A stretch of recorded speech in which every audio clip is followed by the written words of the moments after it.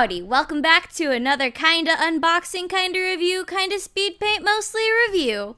The nice people at Huion sent me a Huion GT-221, 221 number Pro on the condition that I made a video saying what I thought about it, so that's what I'm gonna do.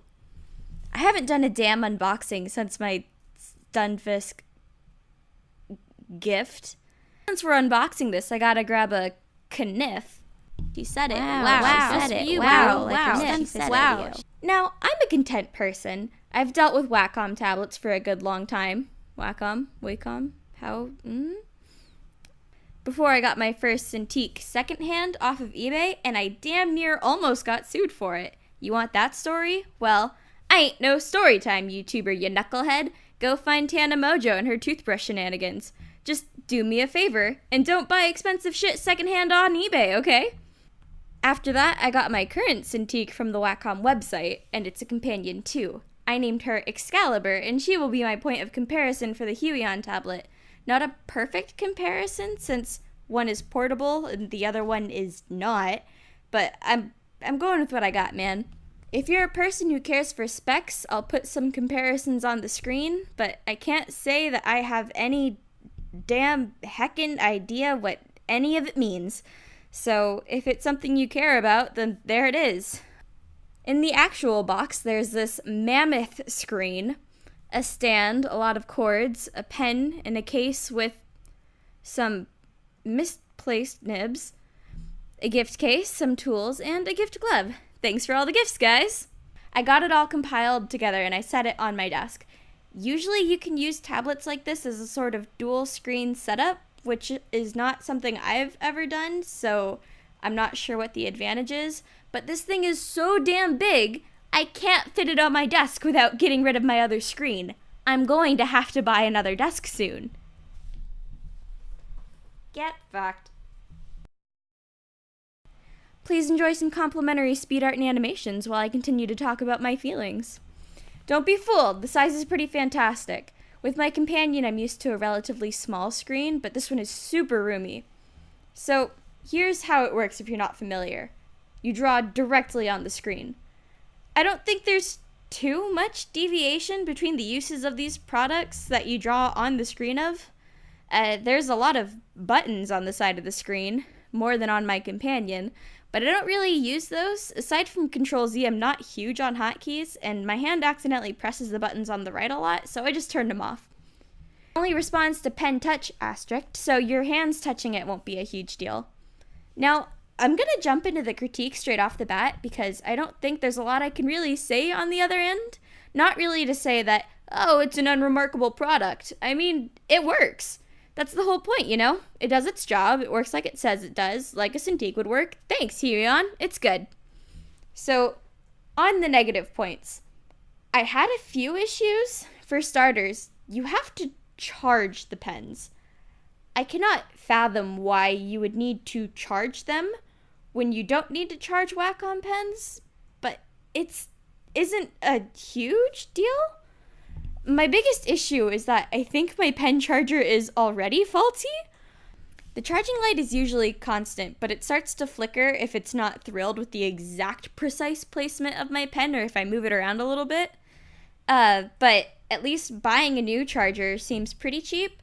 Buying a replacement pen, though, is about $70 a pop, which is about as much as it costs to get my pens for my Cintiq, maybe a little bit less.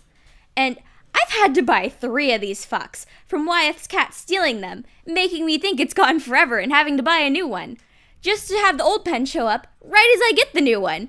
I'm not a rich person. Quite the opposite. I'm a poor person. I've got, nothing in my bank account, which is why I'd like to live my life without Jupiter threatening my business. I got distracted. The pens are slightly cheaper and they need to charge. Moving on. The pen detection seems slightly off. Not exactly the calibration. Just occasionally I try to click something and it ignores me. This mostly happens when I try to change the size of the tabs to organize my screen. Asterisk from earlier, the touch calibration glitches sometimes. If my hand is resting on the screen and I try to scroll from the very far right, it does start to get confused between the pen and my hand and jump around. I don't know why that happens, but I just gotta remember to lift my hand at the right edge, and then it's not a big deal. Did you just drop something while I was recording? Did you just drop the very pen I'm talking about, Wyeth?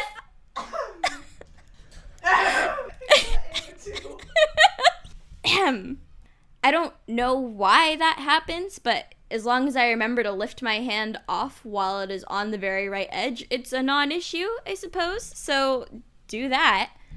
And finally, the very right-hand side is weirdly rough.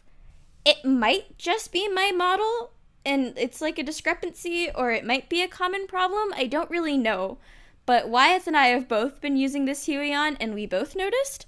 The only time it's been an issue is when I started to like click and drag from the top right, and it was less of a, oh, this isn't working, and more of a, I am afraid of pressing too hard to combat this roughness, and my paranoia says that I am going to break it. I did not break it. I was just nervous. Now, all things considered, I have to say I have less problems with the pen for my Cintiq companion. But my companion has its own set of issues too. No product is perfect.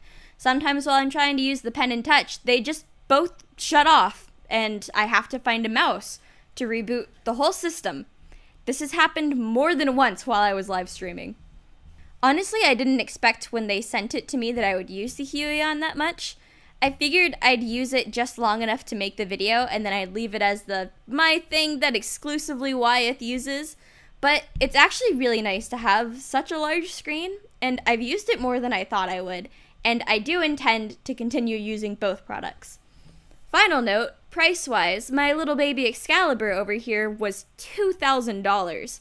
Granted, you can grab a Companion 2 secondhand for around $800 if you want to get sued, but let's not do that. Big Ass Helios over here, that's his name now, is $900 from the source. I had a few bugs, but for the price, I'd say it's more than worth it. So check out the Huion website if you're interested in upping your art game. I've linked the particular model in the description, so check that out if you want, and I'll see you guys with more videos soon.